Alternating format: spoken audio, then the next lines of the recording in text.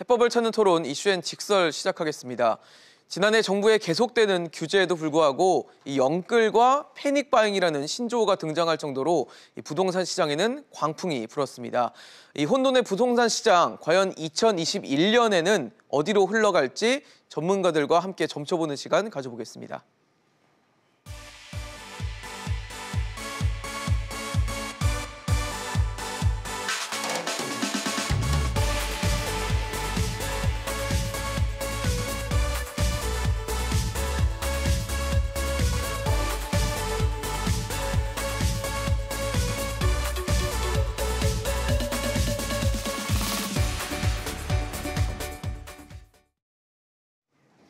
네, 본격적인 토론에 앞서 오늘 함께해 주실 세 분의 전문가 소개하겠습니다. 경인여자대학교 경영학과 서진형 교수, 연세대 정경대학원 금융부동산학과 한문도 겸임 교수, 김연아 전 국민의힘 의원 나오셨습니다. 어서 오십시오. 네, 안녕하세요. 네. 최근에 리얼미터 여론조사를 했는데 응답자 10명 중에 7명이 이 정부의 부동산 정책에 대해서 부정적인 평가를 한 것으로 나타났습니다. 정부로서는 좀 뭐 뼈아픈 대목이 아닐까 싶어요. 사실 뭐 신뢰를 좀 잃었다라는 것들이 좀 여론조사에서도 나타난 게 아닌가 싶은데 교수님 어떻게 보십니까? 올해 이제 이 부동산 시장들이 어떻게 움직여질까 많은 국민들이나 전문가들이 어떤 의견들을 내놓고 있는데 사실 뭐 2021년 같은 경우에는 계속 이렇게 상승을 이어가지 않을까 이렇게 이제 예측을 할 수가 있습니다. 왜냐하게 되면 경제 상황 자체가 이제 저금리 기조로 정책들을 운영을 하고 있고, 그다음에 이제 유동성이 풍부한 자금들이 지금 많이 시중에 풀려 있습니다. 그리고 이제 이 정부에서 공급량들을 규제하다 보니까 시장의 공급이 이루어지지 않음으로 인해서 가격들이 상승할 것으로 이렇게 예측이 되는데, 그럼 이제 뭐 서울 지역의 이 아파트 가격과 지방 아파트 가격 간에 좀 차이가 있을 것인가. 근데 이제 전반적으로 대한민국의 모든 부동산의 가격들이 사실 일반 소비자들이 느끼는 물가 상승률과 좀 비교를 했을 때 좀 비슷하게 상승 기조를 이어갈 것으로 저는 이렇게 예측을 하고 싶습니다. 뭐 일단 서진영 교수님은 올해 집값이 더 올라갈 것이다. 올라가는 추세가 꺾이지 않을 것이다 예측을 하시는데 한 교수님은 어떠세요? 오를까요? 올해? 아니죠. 뭐 여론조사 이거 답변부터 드리고. 네네. 같이 주시죠. 여론조사 결과는 뭐 당연하다고 생각합니다. 일단 정책 효과는 발표하고 나서 뭐 6개월에서 1년 뒤에 효과가 나타나는데 지속적으로 3년 동안 계속 국민들한테 실제로 결과를 보여주지 못했죠. 그래서 그 결과가 내년부터는 좀 나타날 것 같은데 현재 시점에서는 하여간 이 7분 70%가 정책에 대해서 부정적으로 보는 건 당연한 결과라고 보고요. 내년부터는 조금 바뀔 거라고 좀 예상을 하고 올해죠. 이제 올해부터 올해부터 2021년 올해는 그러면 좀 의견들이 올해 바뀔 수 있다고 부동산 보시나요? 예상은 저는 상반기는 약간 상 쪽으로 좀 갈 것 같고요. 오를 것이다. 네, 하반기로 가면은 이제 하방으로 좀 방향을 틀 것 같습니다. 상반기에는 일단 서울시 입주 물량도 좀 부족하고 예년에 비해서요. 그리고 이제 정치 이슈라는 게 또 있습니다. 그 서울하고 부산에서 이제 하는데 서울 시장 선거에 있어서 일단 이 언론들에서 부동산 정책이 일단 약간 실패한 어떤 경향에 대해서 강력하게 또 보도가 나올 것이고 또 영끌에 대한 이것을 좀 이어갈 어떤 정치적인 어떤 기사들이 좀 나올 것 같아요. 그게 이제 부동산 시장의 심리로 또 작용할 것이고 다만 이제 정부에서 올 봄에 예를 들어서 작년에 발표한 그 24,000호 신속하게 공급하겠다는 거 서울 수도권에 서울시죠. 그리고 이제 사전 분양 제도 그 신호하고 태릉하고 용산 정비창 부지 이 부분에 대해서 조금 미리 선제적으로 발표는 했지만 아직 뭐 구체적인 안이 안 나왔거든요. 그게 만약에 상반기 그쯤에 나온다라면 제가 볼 때 하반기로 갈수록 이제 좀 심리적 안정세를 취해서 내년 상반기에는 좀 강세를 띠지만 하반기 쪽으로 갈수록 추가적으로 또 임대사업자 매물도 좀 나오고 있거든요. 그래서 그런 부분들이 합쳐지면 하반기로 가면서는 조금 이제 하향으로 좀 전환하지 않을까 이렇게 보고 있습니다. 의원님은 어떻게 보세요? 저는 올해도 주택 가격이 비교적 상승세를 이어갈 거라고 보고 있습니다. 그런데 지극히 비정상이다. 지금의 상황이 추가적으로 매수 여력도 충분하지 않고 예. 또 주택가격 수준도 너무 높은 데 비해서 왜 이렇게 가격 상승세가 이어질까라고 보면 저는 다분히 심리적인 요인이라고 보여집니다. 네. 일단 전세가가 올해 작년보다 좀 많이 오를 것 같고요. 전세 가격이요? 네, 또 사람들이 원하는 지역에 또 좀 양질의 수리된 주택을 찾기는 더더욱 어려울 것으로 보고 있습니다. 거기다 정부는 지금 사전 청약이라든가 이런 여러 가지 보완책을 내놓고 있는데 예. 사전 청약은 한 짧게는 5년에서 7년 정도 기다려야 되는데 그렇죠. 그때까지 전세로 계속 거주하고 있어야 되거든요. 결국 제도적으로 전세 수요를 더욱더 늘리는 그런 부작용이 있을 수 있을 거라고 생각이 됩니다. 그렇다라고 보면 임대차 3법의 영향과 입주 물량 감소, 또 사전 청약 등으로 인한 전세 수요 증가 등으로 인해서 전세가 오를 것으로 보고 있는데요. 전세 수요는 늘어나지만 전세 물량이 많지 않다라고 보면 네. 결국 매매 수요로 전환될 가능성도 있고 또 그런 것들이 전방위적으로 시장에서 이거 계속 집값이 오르는 거 아니야? 예. 지금 안 사면 안 되는 거 아니야라는 심적 불안을 가져올 거라고 생각이 됩니다. 정상적이지는 않지만 이런 심적인 불안 요인이 도저히 정책으로서는 이런 심적 불안을 지금 잠재우지 못하고 있는 이런 악재와 맞물리면서 불안하지만 가격 상승세가 이어지는 저는 좀 걱정되는 양상이 올해도 이어질 것으로 보고 있습니다. 그 말씀을 들으니까 올해도 영끌, 패닉바잉 이런 것들이 나타날 것 같다는 생각은 드는데 그럼 역시 이 부분에 대해서 동의를 하시는 건가요? 예, 그런데 영끌도 한계가 있습니다. 그러니까요. 집값 수준이 지금 너무 많이 올랐고요. 또 대출은 지금 신용대출까지도 억제를 하고 있는 상황입니다. 그래서 저는 매매로 전환할 수 있는 수요 자체는 굉장히 줄어들 거라고 보여지는데요. 반면에 이제 물량도 양도세 부담이 이제 뭐 상반기까지 좀 유예되기는 합니다만 네네. 여전히 양도세 부담이 높기 때문에 보유세가 인상된다고 하더라도 저는 보유세보다는 양도세 부담을 더 느낄 거고 매도자들이 결국은 뭐 저는 이렇게 아주 저가로 물건을 내놓을 거라고 생각하지는 않습니다. 그러다 보니까 전체적으로 거래의 볼륨이 줄어들고 예. 이것은 전세로 살거나 집값이 오르는 거에 대한 부담감을 느끼는 수요자 입장에서는 더욱더 압박 요인으로 느껴질 수가 있거든요. 그래서 올해 저는 시장은 굉장히 심리적 불안이 이끄는 시장이다. 그렇게 보여집니다. 네.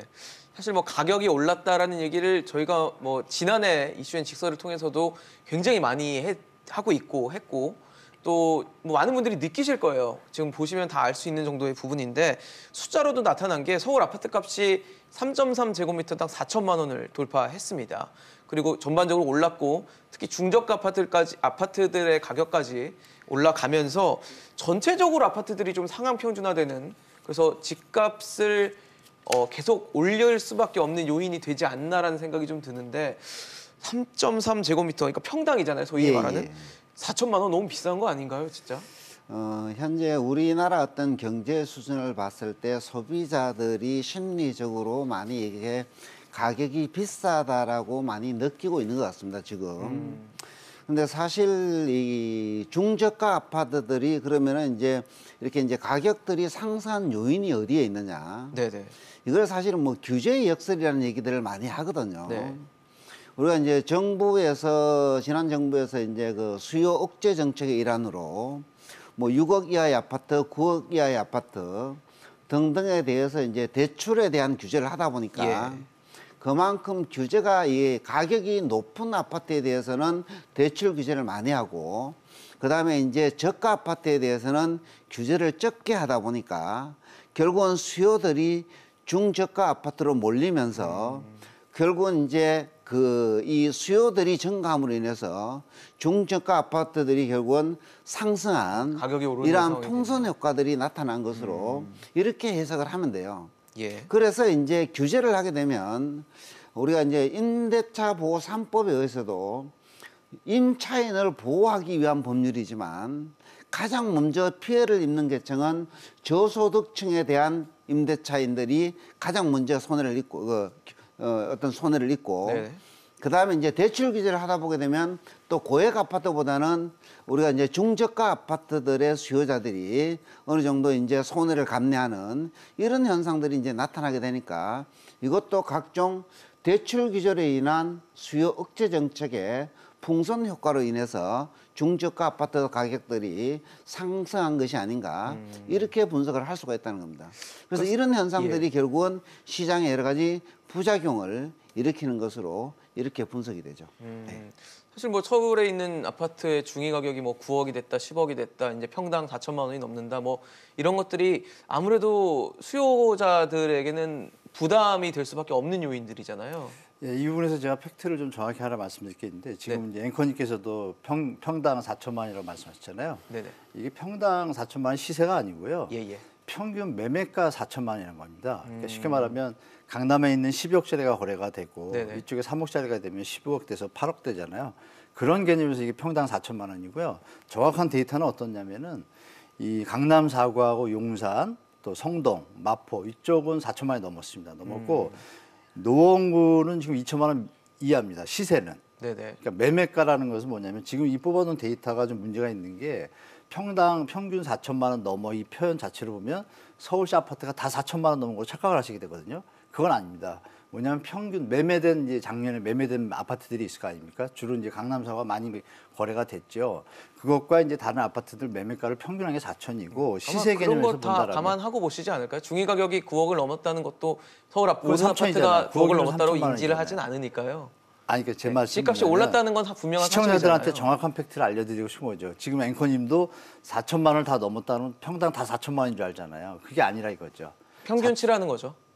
작년에 매매가 거래된 것들. 그러니까요. 네, 그러니까 시세는 그렇지는 않다. 네네네. 시세는 제가 여기 데이터 KB 겁니다. 네네. KB 데이터하면 이 5구 빼고 나머지는 다 2천만 원을 넘었어요. 그리고 도봉구는 2천만 원 미만. 평균 시세요. 도봉 근데 빼고는 거래된 2천만 것은 넘었죠. 주로 이제 고가들이 거래가 됐다는 얘기죠. 그렇게 좀 이해해 줬으면 좋겠고 분명한 것은 뭐 여하튼 간에 주택 가격이 급등한 건 사실이죠. 예. 네, 급등한 건 사실이기 때문에 지금 PIR 지수 개념에서 보면은 작년 1년 전에 한 12 서울이 이제 12.5에서 9 정도 찍었는데요. 네. 1년 만에 지금 16이 됐습니다. 그래서 전 세계 OECD 선진국 중에 도시 중에서는 거의 최고 수준에 좀 다다랐거든요. 그래서 예. 제가 볼 때 아까 교수님도 말씀 주셨지만 소득 대비 지금 주택 가격이 너무 좀 갭이 많이 벌어졌어요. 그래서 제가 볼 때는 이 현상이 좀 가격 임계점에 왔다는 걸 알 수 있는 것이 뭐냐면 거래량이 6월, 7월 뭐 작년에 좋을 때 8천에서 10,000건, 15,000건이 갔던 것이 8월 이후에는 지금 계속 3,000건대예요. 3,000, 4,000, 5,000 이렇거든요. 그러니까 좀 많이 완화가 됐죠. 그래서 이것이 만약에 올해도 또 2, 3,000, 3, 4,000에서 머문다라면은 가격 임계점에 어느 정도 왔다라고 우리가 판단을 하고 시장이 변곡점에 들어가는 신호라고 볼 수도 있다는 것을 좀 말씀드리고 싶어요. 그래서 제가 드릴 말씀은 계속 오른다 뭐 박근혜 때부터 미친 집값이라고 하지 않았습니까? 네. 지금 뭐 더 미친 집값인데 지금 이제 좀 무감각해졌어요. 하도 계속 오르다 보니까 맞아요. 우리가 그래서 가격에 대해서 이게 높다 비싸다 이런 개념이 아니라 그냥 오를 거다 이 얘기만 계속 하잖아요. 근데 오르는 것은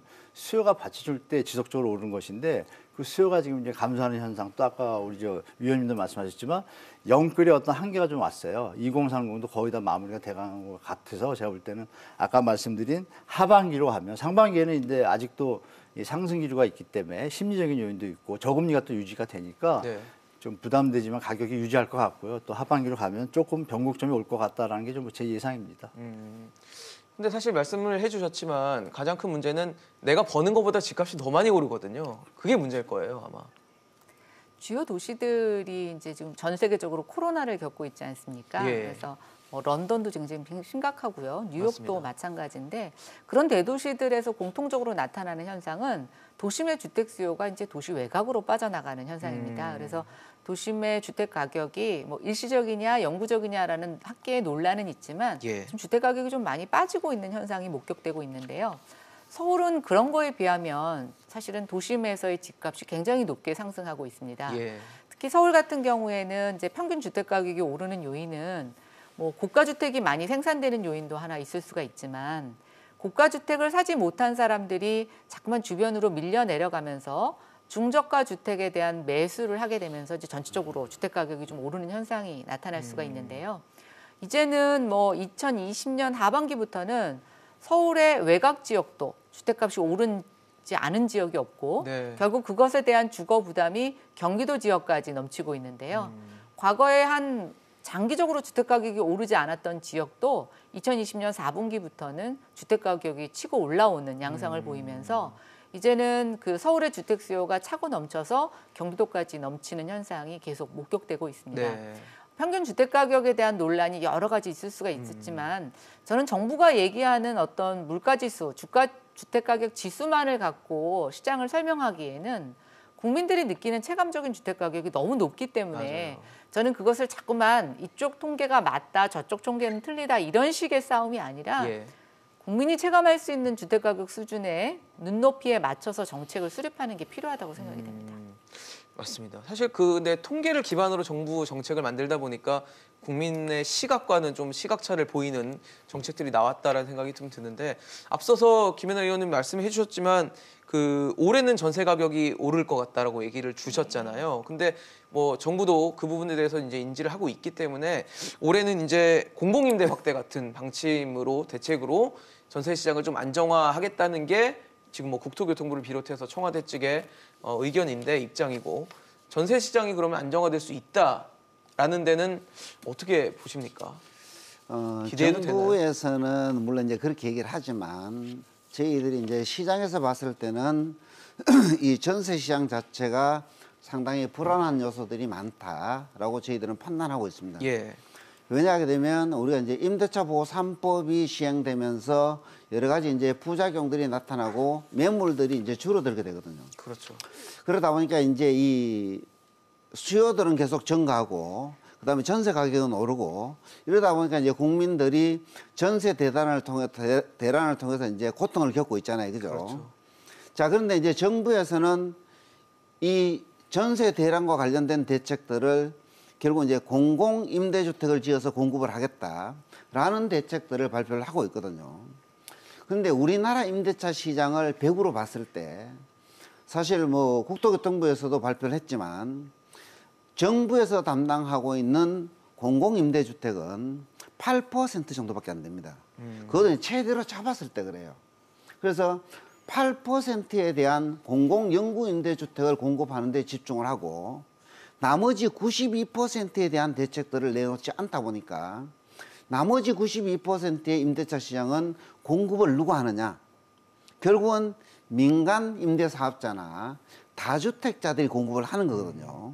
그런데 이제 다주택자들에 대한 규제를 하다 보니까 그만큼 민간 임대주택의 공급이 이루어지지 않는 겁니다.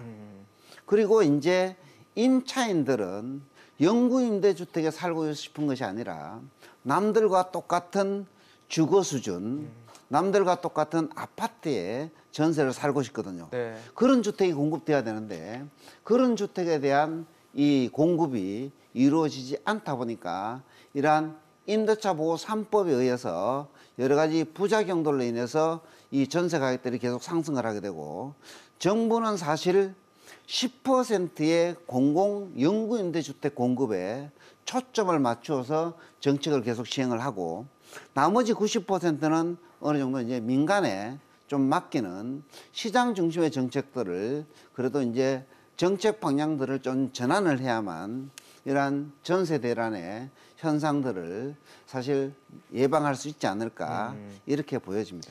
사실 그래서 정부도 이제 올해 6월부터 시작해서 종부세도 강화를 하고요. 양도세 중과는 올해까지 상반기까지 주면서 이제 집을 좀 내놓게끔 하는 유도하는 정책을 쓰는데 과연 이제 나올까가 문제일 것 같아요. 나와야지 이제 집값 안정이나 이런 데 좀 도움이 될 텐데요. 한 교수님 어떻게 예측을 하세요? 매물 쉽게 나오지 않습니다. 제가 볼 땐. 제가 입장을 바꿔 생각하면 역지사지하면 되겠죠. 네네. 그 70% 3주택자는 72%인가요? 그까지 가고 뭐 62%까지 최고 가는데 최고 세율이 제 생각에는 72%죠. 그냥 정부에서 조금 양보해서 10에서 한 15%만 좀 경감을 해줘도 충분히 다주택자분들은 매도를 할 의향이 있다는 것을 제가 여러 군데서 포착을 했습니다. 그러니까 너무 좀 과도하게 징벌적으로 매기다 보니까 심리적인 요인, 아까 이 위원님이 심리적인 요인 하셨는데 네네. 사람이 화가 나면은 해결할 수 있는 건 또 안 하잖아요.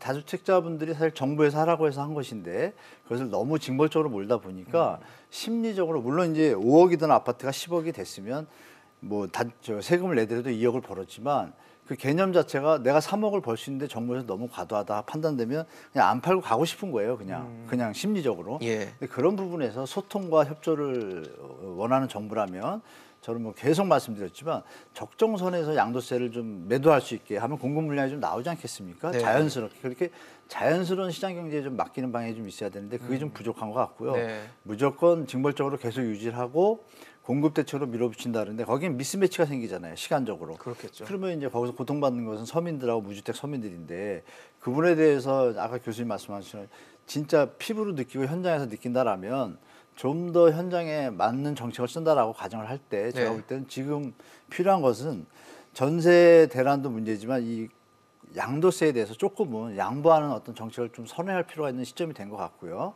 뭐 6월이 되면 할 거다 이렇게 막 막연하게 가지 말고 소통하면 더 좋을 것 같고 전세 대란에 대해서는 좀 이어질 것 같습니다. 왜냐하면 네. 그 조항 중에 실거주 예외 조건 조항이 악용되고 있어요 시장에서. 뭐 저번에도 제가 한번 말씀드렸지만 공인중개사분들이나 다주택자분들은 이미 다 아십니다. 일단 내보내고 뭐 그런 액션들이 다 있어가지고 제가 말씀 안 드려도 우리 시청자분들은 다 아시는 수준일 거예요. 아마 일반 생업에 바쁘시면 빼고는. 그래서 그런 부분에 대해서 정부가 특별히 대책을 내놓지도 않고 거기다가 공급량도 미스매치가 나기 때문에 제가 볼 때는 가격의 임계점에 다다라서 수요가 진정되지 않는 한은 당분간은 전세에 대한 어떤 이런 심한 심리적인 부담감은 좀 이어질 것 같습니다. 네, 제가 네. 볼 때. 사실 최근에 보면은 뭐 같은 아파트에 같은 평수인 거래가 됐을 때도 뭐 계약서를 갱신하는 경우와 새로 계약서를 쓰는 경우에 가격 차가 크게 벌어지는 경우들이 왕왕 발생하고 있다고 해요. 사실 그 계약갱신 청구권이나 임대차 관련 법이 지난해 시행이 될 때부터 어느 정도 예견되는 거잖아요.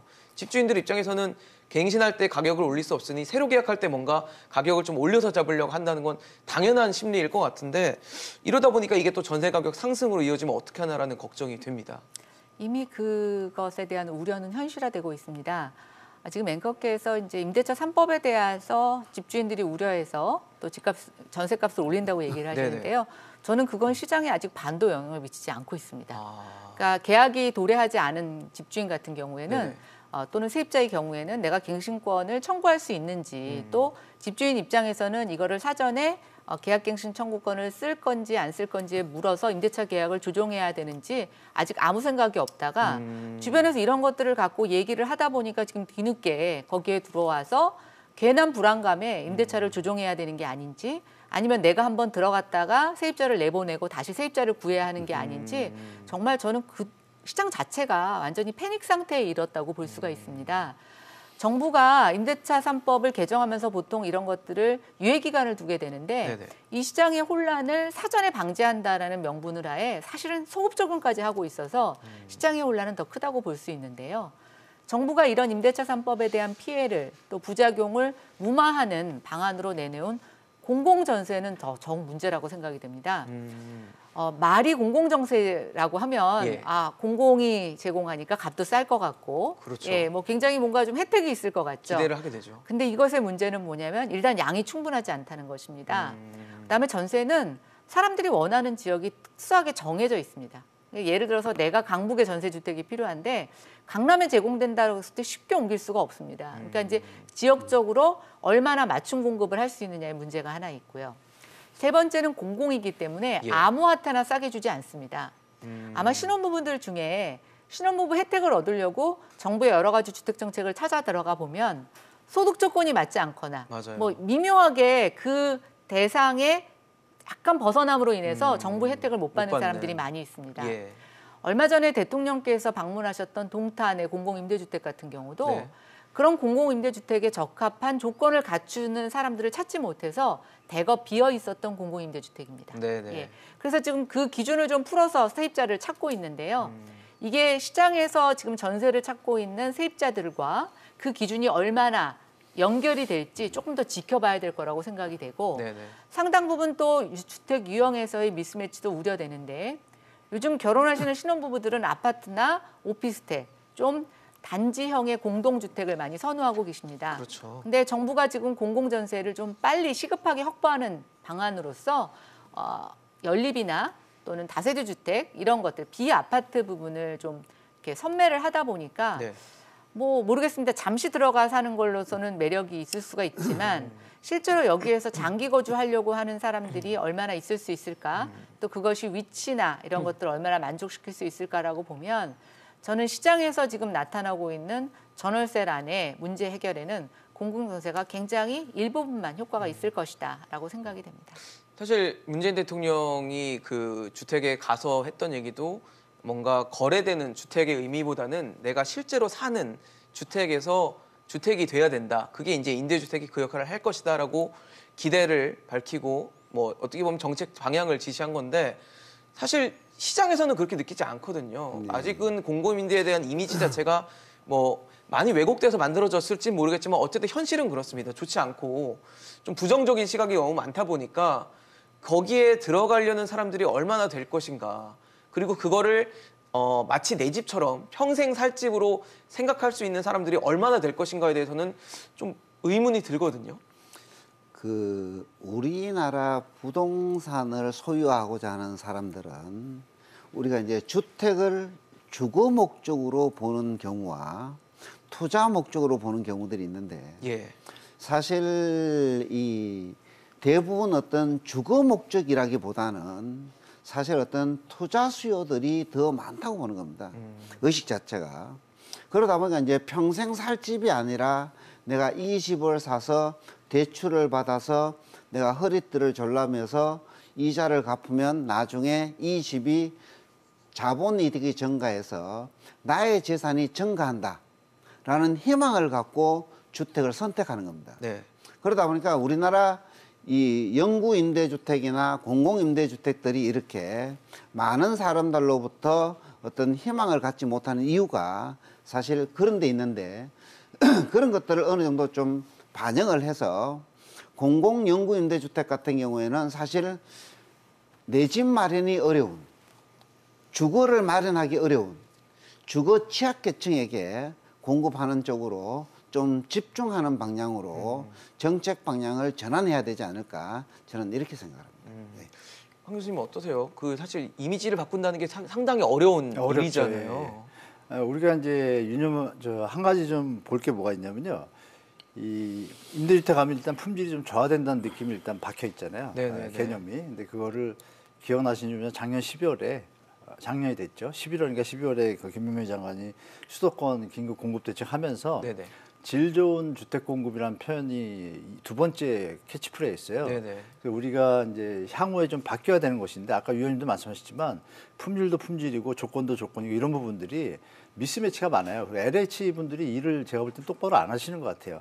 집이 비어 있으면 열심히 일을 해서 일반 상업 시장, 일반 자유 시장이라 그러면 어떻게든 간에 채우겠죠. 그 비어둔 채를 그냥 몇 개월씩 방치하고 이러니 네네. 이런 형태들이 어떤 뭐 관료들의 좀 안일무사한 게 좀 시장에 나타났다고 보고. 오늘 왜 문 열고 나가면 바로 길 나오고 뭐 네, 그런 것들 그런 자체도 식으로 그렇잖아요. 만들어 놓고 자기가 거기 이런 살 것도 있잖아요. 생각하면 그거 그렇게 질 수 없잖아요. 그래서 그러니까요. 제가 볼 때는 정부의 의지는 뭐 일부러 그렇게 지려고 그러지 않겠지만 네네. 관료들도 좀 문제가 있는 것 같고 이 전세 부분에서 이 표준 건축비가 일반 아파트가 제곱미터 한 평당 3.3제곱미터당 600만 원 좀 넘었습니다. 작년에 고시 가격이.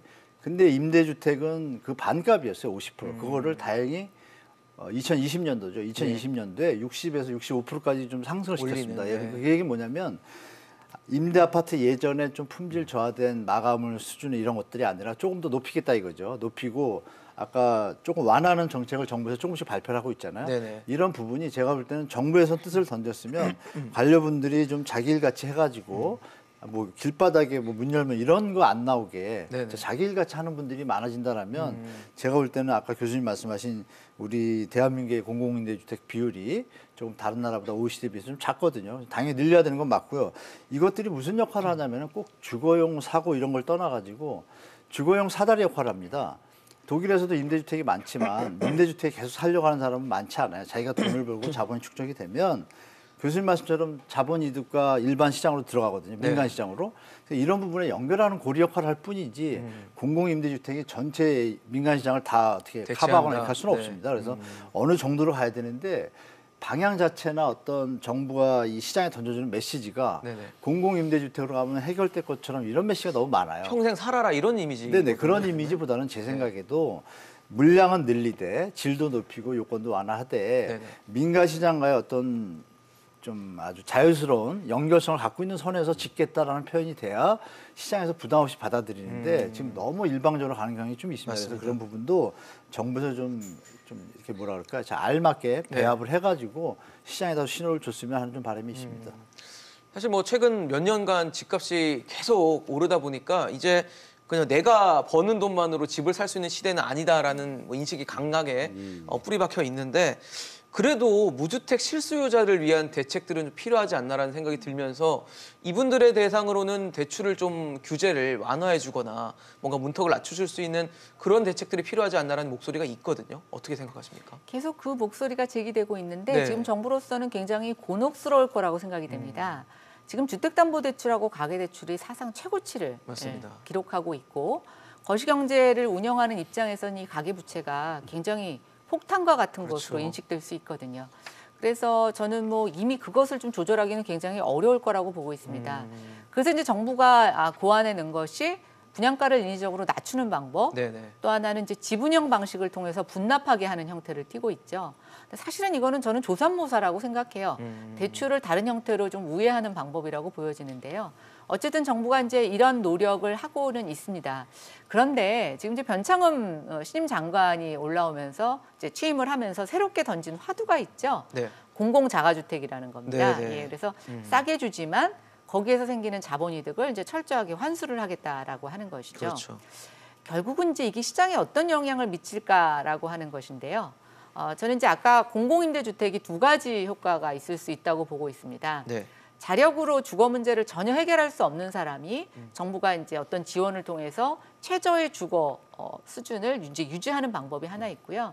두 번째는 저소득층이 중산층으로 옮겨갈 수 있는 주거 사다리 역할을 하는 부분들이 있습니다. 과거에 보면 영구임대주택, 국민임대주택, 그다음에 이제 임대 후 분양전환주택, 네. 그다음에 민간 분양주택 이런 식으로 해서 이제 이렇게 주거 사다리라는 걸 통해서 올라갈 수 있었는데요. 공공자가주택이 처음에 진입은 쉽게 할 수 있을지 모르겠지만 자본이득의 상당 부분을 국가에 다시 반납해야 구속시켜야죠. 된다라고 네. 하면 문제는 민간 주택으로 옮겨 탈 수 있는 사다리가 무너진다라고 할 수 있죠. 이제 이게 과거에 우리가 고도 성장을 하게 되고 또 직장이나 소득 증가를 통해서 자기가 점프할 수 있는 기회가 많았다라면은 네네. 저는 뭐 이것은 하나의 공공성을 강화하는 측면에서 자본이득을 환수하는 순환 기능을 할 수 있을 거라고 보여지는데요. 문제는 점점 사회가 양극화되고 있다는 겁니다. 요즘 젊은 친구들이 왜 주식시장에 그렇게 열광하고 네. 거기에 관심을 가지느냐. 정직한 노동으로는 돈 벌 수 있는 시대가 지났다고 보는 겁니다. 근데 결국 집 한 채 갖고 자기 자산을 늘릴 수 있었던 중산층의 꿈이 무너지는 그런 신호로 받아들이게 될 것 같아서 저는 이 부분도 필요하지만 시장에서 순기능을 작동하기 위해서는 네. 뭐 인식 전환이 필요할지 정부의 보완 조치가 필요할지 좀 상당한 고통이 따르지 않을까 이런 우려를 해봅니다. 지금 사실 뭐 말씀을 해주신 것처럼 무주택 실수요자분들도 이제는 집을 어떻게 사야 되나, 집을 마련할 방법이 있나에 대해서는 답을 못 찾고 계시거든요. 네. 그럼 뭐 규제를 좀 풀어줘야 되지 않을까요?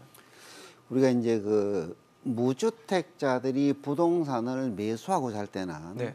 부동산은 사실은 뭐 일반 재화와 달리 좀 이제 고액이잖아요, 그죠? 비싸죠. 그러다 보니까 이제 뭐 우리나라가 되었든 선진국이 되었든 외국이 되었든 대부분 타인의 자본을 끌어들여서 사게 됩니다. 네네.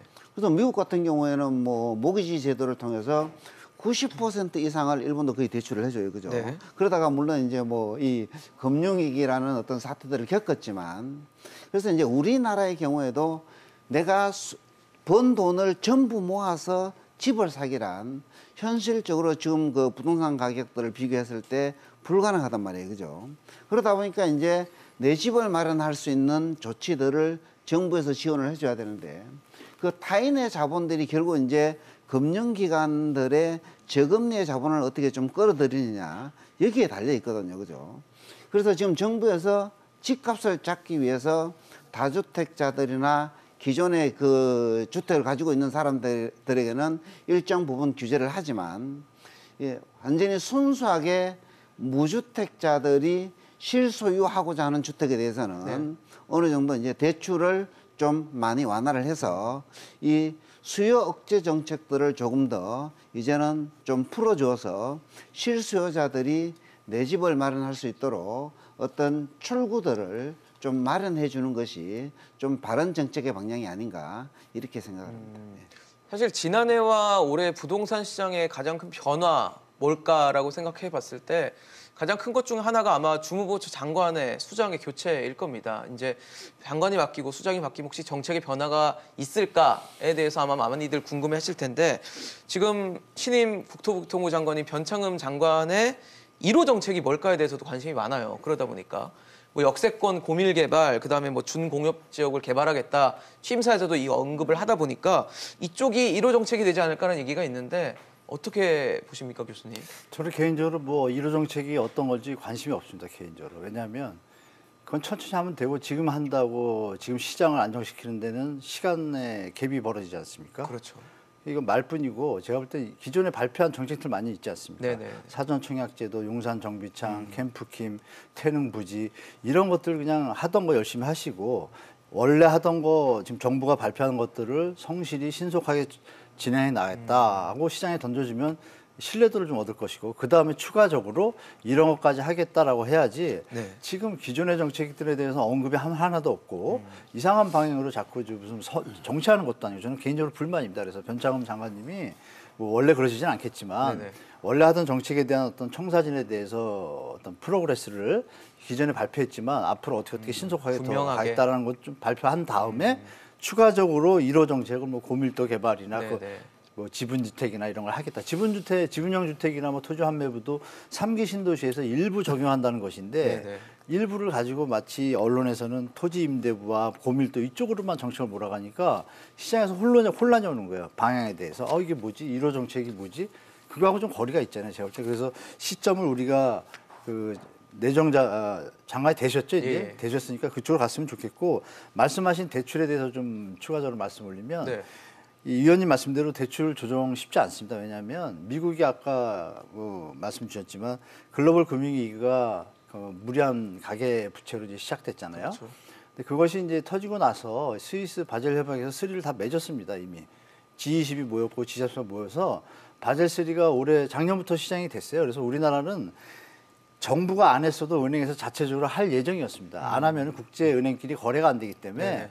따라갈 수밖에 없어요. 그래서 이거는 혹시라도 시청자분들께서 이게 뭐 대출이 확 풀어질 거라고 예상하시면 좀 아닌 것 같다는 걸 좀 말씀드리고 이 기조는 국제공조금융협회에서 다 한 것이기 때문에 쉽게 확대를 하기가 좀 힘듭니다. 게다가 대한민국의 가처분 수익 대비 그 가계부채가 북유럽에서 어떤 복지가 좀 잘 된 5개국 빼고는 1등입니다. 전 세계. 상태가 심각하고 미국이 가처분 수익 대비 가계부채가 140 수준에서 글로벌 금융위기가 터졌고요. 예. 일본은 138에서 터졌습니다. 지금 대한민국 184예요. 지금 유지되고 있는 하나의 힘은 저금리 때문입니다. 네. 만약에 금리가 조금이라도 지금 인류 역사상 최초로 겪는 저금리 연속인데 이건 아무도 모르거든요, 앞을.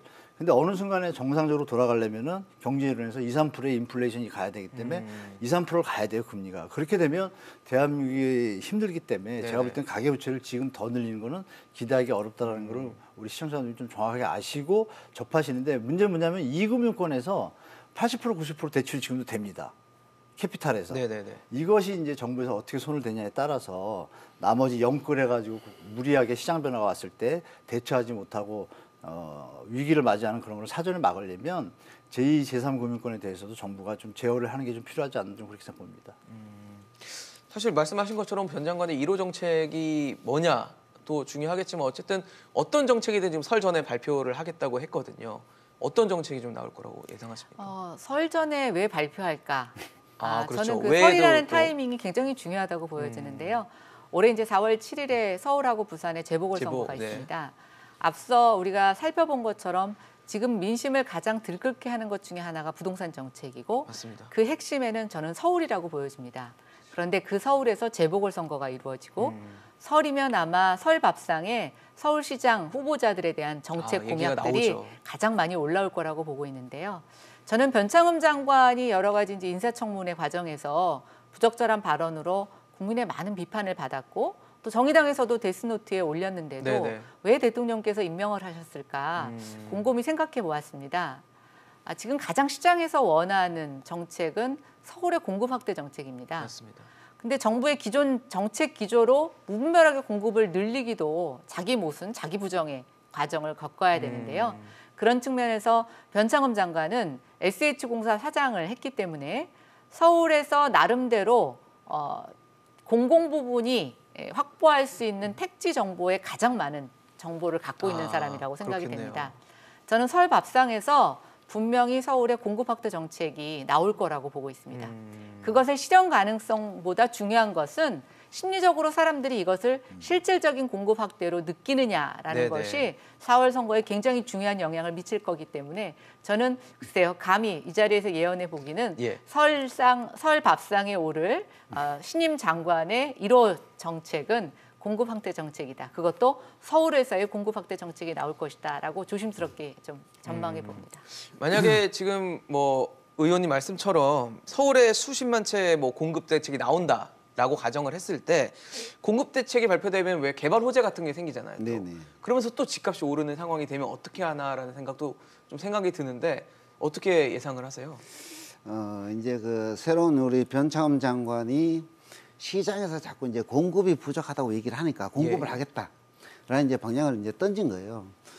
그래서 이제 이렇게 정책의 방향 전환을 시도하는 것 자체는 사실 긍정적인 신호라고 보여집니다. 그런데 이제 이런 개발을 하는데 개발 이익을 국가에서 환수를 하겠다라고 얘기를 하는 거예요. 이제 뭐 공공자가주택이라는 표현을 썼지만 네. 예전에 그 반값 아파트나 뭐 이런 거와 똑같은 개념이라고 보시면 돼요. 거의 비슷한 개념입니다. 그런데 그러한 이제 개발 이익을 환수하게 되면 그만큼 정부에서 원하는 만큼 역세권이라든지 중공업 지역이라든지 개발이 안 된다는 거예요. 왜? 개발이익을 가져가니까. 국민들은 자기가 주택을 소유하게 되면 자본이득의 증가를 본인이 독점하고 싶지 공공하고 나누고 싶지가 않거든요. 그래서 사실 시장에서 환영받지는 못할 것이다.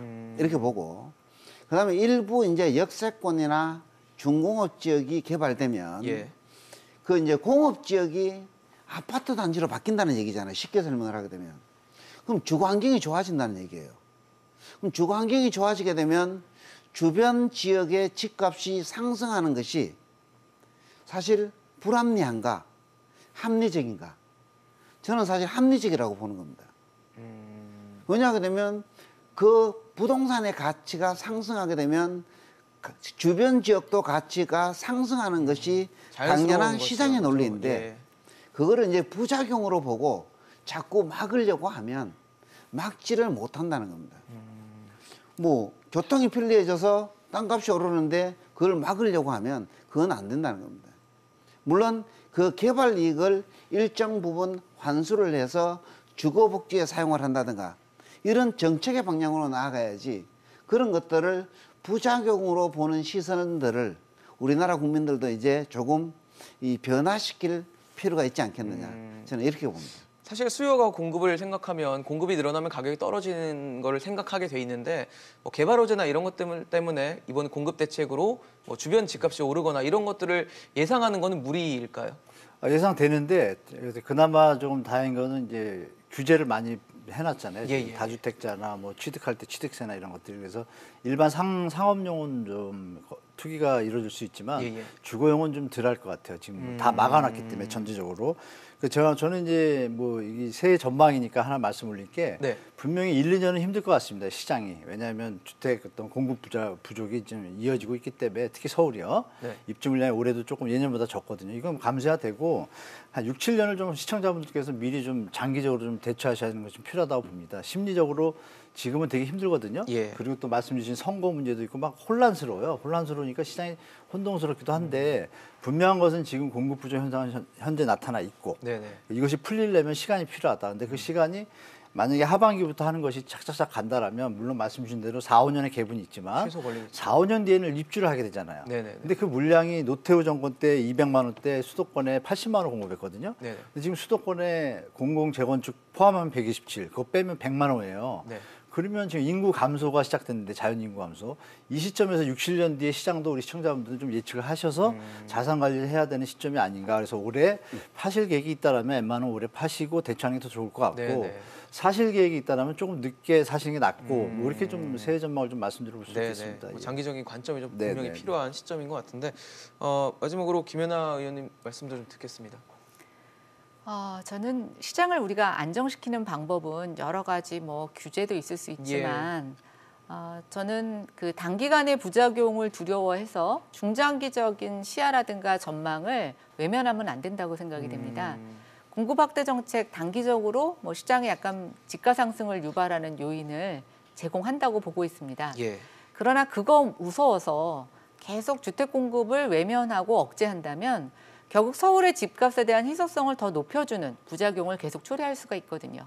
지금같이 아마 문재인 정부 처음 출범하고 나서부터 공급 정책을 폈었더라면 지금 이런 상황을 맞이했을까라고 보면 지금 한창 때늦은 감이 있습니다.